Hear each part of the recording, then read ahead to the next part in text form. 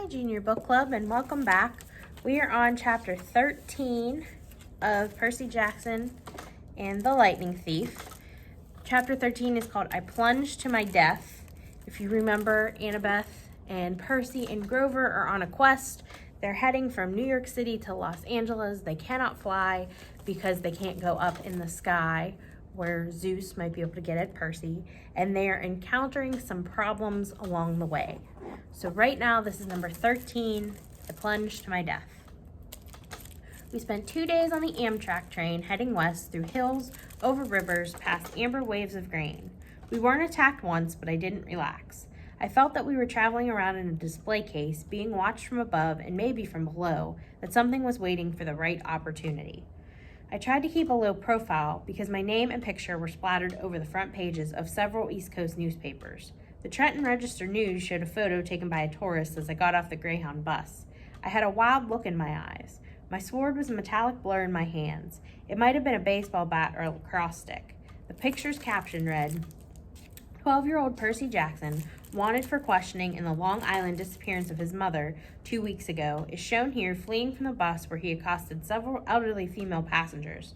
The bus exploded on an East New Jersey roadside shortly after Jackson fled the scene. Based on eyewitness accounts, police believe the boy may be traveling with 2 teenage accomplices. His stepfather, Gabe Ugliano, has offered a cash reward for information leading to his capture. Don't worry, Annabeth told me. Mortal police could never find us, but she didn't sound so sure. The rest of the day, I spent alternately pacing the length of the train because I had a really hard time sitting still or looking out the windows. Once I spotted a family of centaurs galloping across a wheat field, bows at the ready as they hunted lunch. The little boy centaur, who was the size of a second grader on a pony, caught my eye and waved. I looked around, the passenger car, but nobody else had noticed. The adult riders all had their faces buried in laptop computers or magazines. Another time, toward evening, I saw something huge moving through the woods. I could have sworn it was a lion, except that lions don't live wild in America, and this thing was the size of a Hummer. Its fur glinted gold in the evening light, then it leaped through the trees and was gone. Our reward money for returning Gladiola, the poodle, had only been enough to purchase tickets as far as Denver. We couldn't get berths in the sleeper car, so we dozed in our seats. My neck got stiff. I tried not to drool in my sleep since Annabeth was sitting right next to me. Grover kept snoring and bleating and waking me up. Once he shuffled around and his fake foot fell off. Annabeth and I had to stick it back on before any of the other passengers noticed. So, Annabeth asked me once we'd gotten Grover's sneaker readjusted, who wants your help? What do you mean? When you were asleep just now, you mumbled, I won't help you. Who were you dreaming about? I was reluctant to say anything. It was the second time I dreamed about the evil voice from the pit, but it bothered me so much I finally told her. Annabeth was quiet for a long time. That doesn't sound like Hades. He always appears on a black throne, and he never laughs. He offered my mother in trade. Who else could do that? I guess if he meant help me rise from the underworld, if he wants war with the Olympians, but why ask you to bring him the Master Bolt if he already has it? I shook my head, wishing I knew the answer. I thought about what Grover had told me, that the Furies on the bus seemed to have been looking for something. Where is it? Where? Maybe Grover sensed my emotions. He snorted in his sleep, muttered something about vegetables, and turned his head. Annabeth readjusted his cap so it covered his horns. Percy, you can't barter with Hades, you know that, right? He's deceitful, heartless, and greedy. I don't care if his kindly ones weren't as aggressive this time. This time, I asked? You mean you've run into them before? Her hand crept up to her necklace. She fingered a glazed white bead painted with the image of a pine tree, one of her clay end-of-summer tokens. Let's just say I've got no love for the Lord of the Dead. You can't be tempted to make a deal for your mom. What would you do if it was your dad? That's easy, she said. I'd leave him to rot. You're not serious. Annabeth's gray eyes fixed on me. She wore the same expression she'd worn in the woods at camp, the moment she drew her sword against the hellhound. My dad's resented me since the day I was born, Percy, she said. He never wanted a baby. When he got me, he asked Athena to take me back and raise me on Olympus because he was too busy with his work. She wasn't happy about that. She told him heroes had to be raised by their mortal parent. But how? I guess you weren't born in a hospital. I appeared on my father's doorstep in a golden cradle, carried down from Olympus by Zephyr the West Wind. You think my dad would remember that as a miracle, right? Like maybe he'd take some digital photos or something. But he always talked about my arrival as if it were the most inconvenient thing that had ever happened to him. When I was 5, he got married and totally forgot about Athena. He got a regular mortal wife and had 2 regular mortal kids and tried to pretend I didn't exist. I stared out the train window. The lights of a sleeping town were drifting by. I wanted to make Annabeth feel better, but I didn't know how. My mom married a really awful guy, I told her. Grover said she did it to protect me, to hide me in the scent of a human family. Maybe that's what your dad was thinking. Annabeth kept worrying at her necklace. She was pinching the gold college ring that hung with the beads. It occurred to me that the ring must be her father's. I wondered why she wore it if she hated him so much. He doesn't care about me, she said. His wife, my stepmom, treated me like a freak. She wouldn't let me play with her children. My dad went along with her. Whenever something dangerous happened, something with monsters, they would both look at me resentfully, like, how dare you put our family at risk? Finally, I took the hint. I wasn't wanted. I ran away. How old were you? Same age as when I started camp. 7. But you couldn't have gotten all the way to Half-Blood Hill by yourself. Not alone, no. Athena watched over me, guided me toward help. I made a couple of unexpected friends who took care of me for a short time, anyway. I wanted to ask what happened, but Annabeth seemed lost in sad memories, so I listened to the sound of Grover snoring and gazed out the train windows at the dark fields of Ohio as the dark fields of Ohio raced by. Toward the end of our second day on the train, June 13th, 8 days before the summer solstice, we passed through some golden hills and over the Mississippi River into St. Louis. Annabeth craned her neck to see the gateway arch, which looked to me like a huge shopping bag handle stuck on the city. I want to do that, she sighed. What? I asked. Build something like that. You never see the Parthenon. You ever see the Parthenon, Percy? Only in pictures. Someday I'm going to see it in person. I'm going to build the greatest monument to the gods ever, something that'll last 1,000 years. I laughed. You, an architect? I don't know why, but I found it funny. Just the idea of Annabeth trying to sit quietly and draw all day. Her cheeks flushed. Yes, an architect. Athena expects her children to create things, not just tear them down like a certain god of earthquakes, I could mention. I watched the churning brown water of the Mississippi below. Sorry, Annabeth said. That was mean. Can't we work together a little, I pleaded. I mean, didn't Athena and Poseidon ever cooperate? Annabeth had to think about it. I guess the chariot, she said tentatively. My mom invented it. Poseidon created horses out of the crest of waves, so they had to work together to make it complete. Then we can cooperate too, right? We rode into the city, Annabeth watching as the arch disappeared behind a hotel. I suppose, she said at last. We pulled into the Amtrak station downtown. The intercom told us we'd have a 3-hour layover before departing for Denver. Grover stretched. Before he was even fully awake, he said, food. Come on, goat boy, Annabeth said. Sightseeing. Sightseeing? The Gateway Arch, she said. This may be my only chance to ride to the top. Are you coming or not? Grover and I exchanged looks. I wanted to say no, but I figured that if Annabeth was going, we couldn't very well let her go alone. Grover shrugged, as long as there's a snack bar without monsters. The arch was about a mile from the train station. Late in the day, the lines to get in weren't that long. We threaded our way through the underground museum, looking at covered wagons and other junk from the 1800s. It wasn't all that thrilling, but Annabeth kept telling us interesting facts about how the arch was built, and Grover kept passing me jelly beans, so I was okay. I kept looking around, though, at the other people in line. You smell anything? I murmured to Grover. He took his nose out of the jelly bean bag long enough to sniff. Underground, he said distastefully. Underground air always smells like monsters. Probably doesn't mean anything. But something felt wrong to me. I had a feeling we shouldn't be here. Guys, I said, you know the gods' symbols of power? Annabeth had been in the middle of reading about the construction equipment used to build the arch, but she looked over. Yeah? Well, hey, Grover cleared his throat. We're in a public place. You mean our friend downstairs? Right, I said. Our friend way downstairs. Doesn't he have a hat like Annabeth's? You mean the Helm of Darkness, Annabeth said. Yeah, that's his symbol of power. I saw it next to his seat during the Winter Solstice Council meeting. He was there, I asked. She nodded. It's the only time he's allowed to visit Olympus, the darkest day of the year.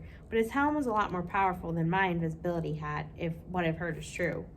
It allows him to become darkness, Grover confirmed. He can melt into shadow or pass through walls. He can't be touched or seen or heard, and he can radiate fear so intense it can drive you insane or stop your heart. Why do you think all rational creatures fear the dark? But then, how do we know he's not here right now watching us, I asked.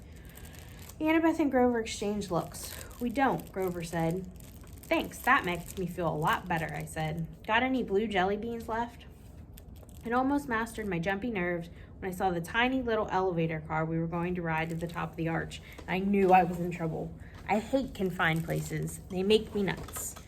We got shoehorned into the car with a big fat lady and her dog, a chihuahua with a rhinestone collar. I figured maybe the dog was a seeing eye chihuahua because none of the guards said a word about it. We started going up inside the arch. I'd never been in an elevator that went in a curve, and my stomach wasn't too happy about it. No parents? The fat lady asked us. She had beady eyes, pointy coffee-stained teeth, a floppy denim hat, and a denim dress that bulged so much she looked like a blue jean blimp. They're below, Annabeth told her, scared of heights. Oh, the poor darlings. The chihuahua growled. The woman said, Now, Sonny, behave. The dog had beady eyes like its owner, intelligent and vicious. I said, Sonny, is that his name? No, the lady told me. She smiled as if that cleared things up. At the top of the arch, the observation deck reminded me of a tin can with carpeting. Rows of tiny windows looked out over the city on one side and the river on the other. The view was okay, but if there's anything I like less than a confined space, it's a confined space 600 feet in the air. I was ready to go pretty quick. Annabeth kept talking about structural supports and how she would have made the windows bigger and designed a see-through floor. She probably could have stayed up there for hours, but luckily for me, the park ranger announced that the observation deck would be closing in a few minutes.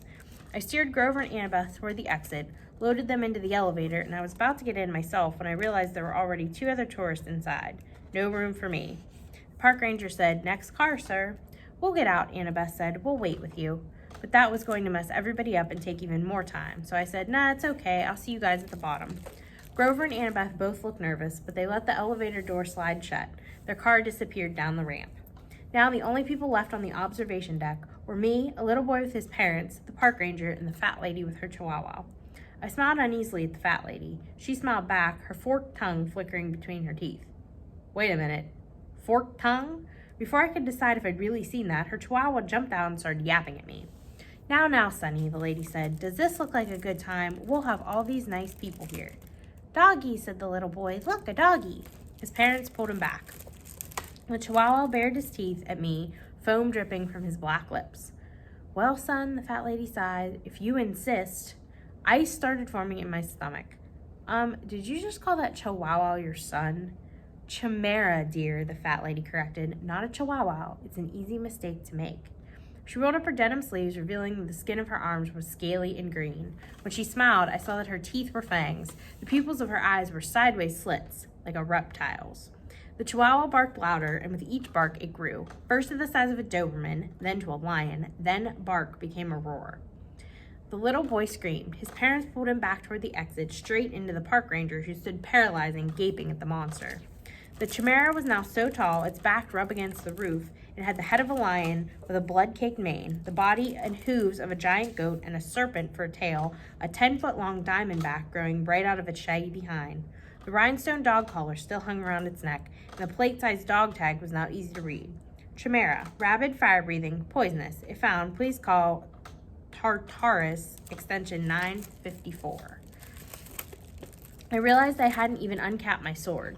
My hands were numb. I was 10 feet away from the chimera's bloody maw, and I knew that as soon as I moved, the creature would lunge. The snake lady made a hissing noise that might have been laughter. Be honored, Percy Jackson. Lord Zeus rarely allows me to test a hero with one of my brood, for I am the mother of monsters, the terrible Echidna. I stared at her. All I could think to say was, isn't that a kind of anteater? She howled, her reptilian face turning brown and green with rage.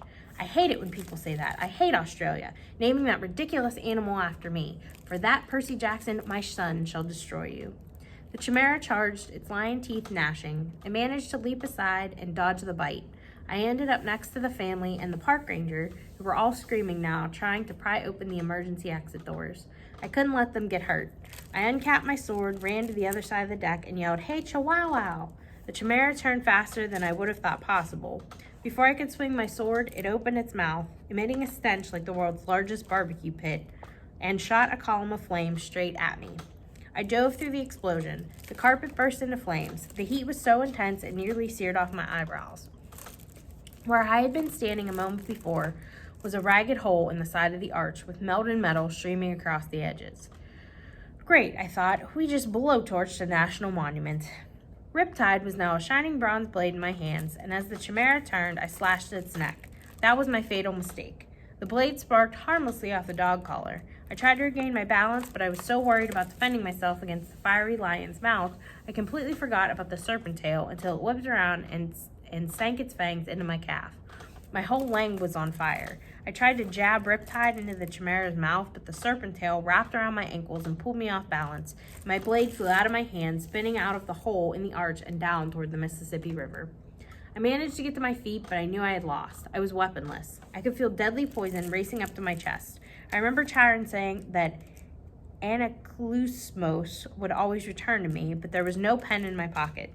Maybe it had fallen too far away. Maybe it only returned when it was in pen form. I didn't know, and I wasn't going to live long enough to figure it out.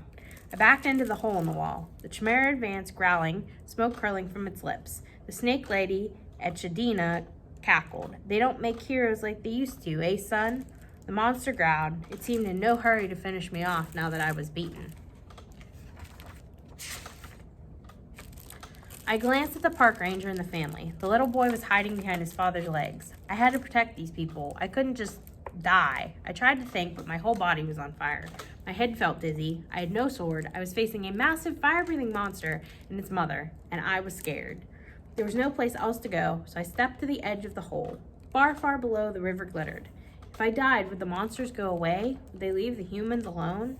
If you were the son of Poseidon, Echidna hissed, you would not fear water. Jump, Percy Jackson. Show me that water will not harm you. Jump and retrieve your sword. Prove your bloodline.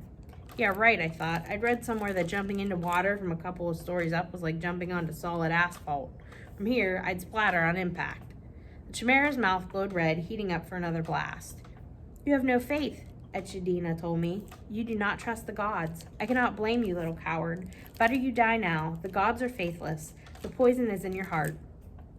She was right. I was dying. I could feel my breath slowing down. Nobody could save me, not even the gods. I backed up and looked down at the water. I remember the warm glow of my father's smile when I was a baby. He must have seen me. He must have visited me when I was in my cradle. I remember the swirling green trident that had appeared above my head the night of Capture the Flag, when Poseidon had claimed me as his son. But this wasn't the sea. This was the Mississippi, dead center of the USA. There was no sea god here. Die, faithless one, Echidna rasped, and the chimera sent a column of flame toward my face. Father, help me, I prayed. I turned and jumped. My clothes on fire, poison coursing through my veins. I plummeted towards the river. And that is the end of chapter 13. The next chapter, chapter 14, is called I Become a Known Fugitive. And if you don't know what a fugitive is, it's somebody that did something wrong and is on the run. So we already know that Percy is they're trying to question him for his mother's disappearance. So that might have something to do with it. Hope that you're enjoying summer vacation. Hope you come back next week for the next chapter, and we can't wait to see you back at the library soon.